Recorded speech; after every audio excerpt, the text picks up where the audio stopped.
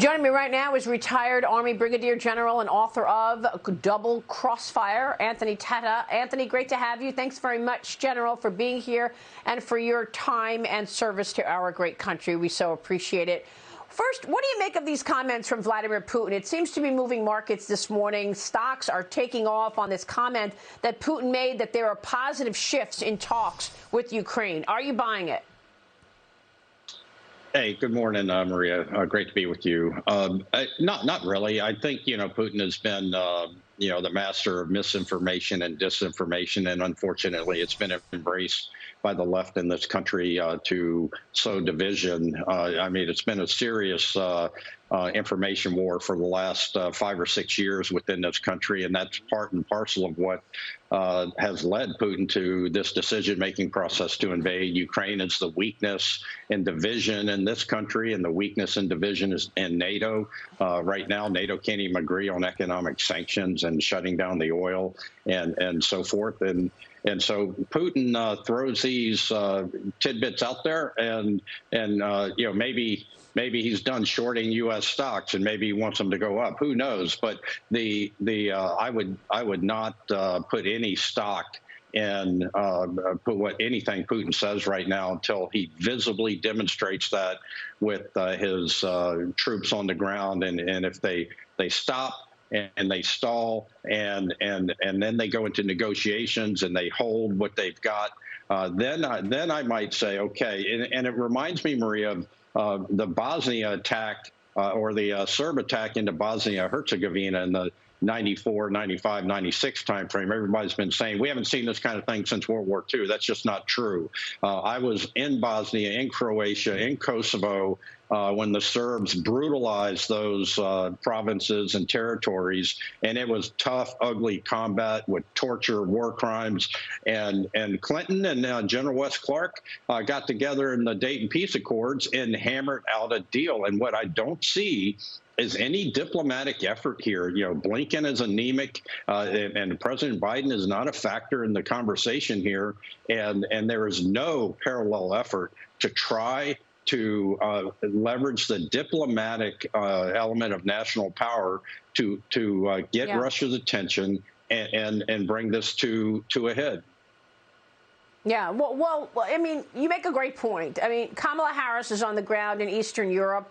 I don't know what folks think about that and whether or not she's going to be able to move the needle. But what should the U.S. be doing? We're all sitting here watching the potential for chemical weapons. We're watching this death and destruction at the hand of Vladimir Putin. And now Western officials are even fearing that these claims from Russia that the U.S. is funding biowarfare efforts in Ukraine, that's just a pretext for Moscow to unleash those chemical and biological weapons, General. So what should the U.S. be doing? Right.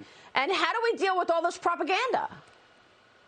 Yeah, I think those are the two exact questions that this nation must answer. And to answer them first, Maria, we have to get beyond this administration using this international crisis as a pretext for a political gain. And so what you see is, instead of owning up to the failure in Afghanistan, they washed it aside. Instead of owning up to the failure in the economy and the skyrocketing gas prices and inflation and so forth, they're now blaming it on Russia. And it's almost as if they're glad they have something to blame it on, and so that they can deflect blame. And until there's some serious introspection, we're not going to get anywhere. We are not a factor. The U.S. is not a factor right now in the conversations. I don't believe that Putin is taking us seriously. The Normandy format that included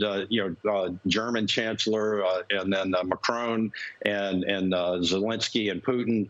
That happened a couple of months ago. The U.S. was nowhere to be found in that conversation and the diplomacy that took place ahead of time. And so we have to come out in a way that we are respected. I'm sorry, but sending the vice president to Poland to read some prepared text about Article 5. I'm glad she's learned about Article 5.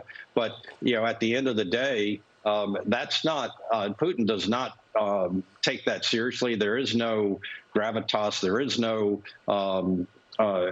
counterweight to what Putin is doing. And I don't know that it's recoverable right now. This is Putin's game right now. And the thing that we can do, Maria, is understand our thresholds for getting NATO involved. That's the key that we need to do now.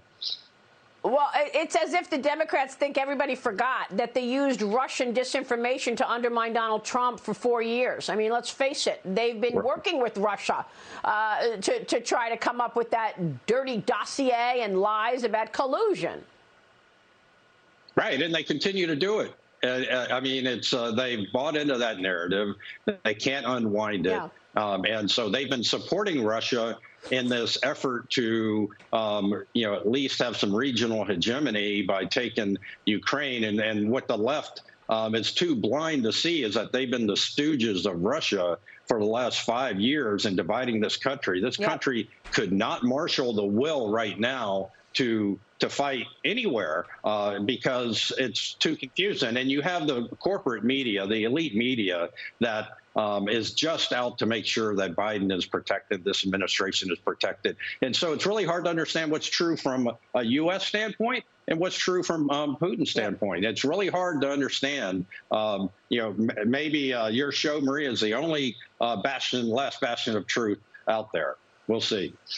Thank you so much. Thank you for that, General. We appreciate it, and we will continue seeking out truth for sure. General, it's great to have you. We so appreciate your time. Thank you, sir. General Anthony Tata joining us this morning. Thank you, Maria.